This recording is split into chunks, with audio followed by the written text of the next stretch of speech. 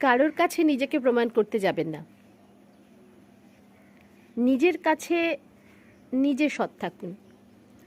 আপনি ভালো কি আপনি মন্দ এসব প্রমাণ করার দরকার নেই কারোর কাছে। আপনার নামে যদি কেউ বদনাম করে, আপনার নামে যদি কেউ কুৎসা রটাক না, সেটা তাদের কাজ। তাদের কাছে প্রমাণ করতে গিয়ে নিজের সময় নষ্ট করবেন না।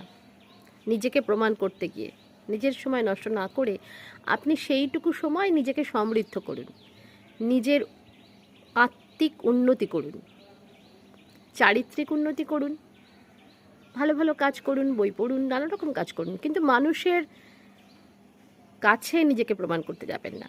কারণ যতই প্রমাণ করতে যান, যারা আপনার বদনাম করার তারা বদনাম করবেই।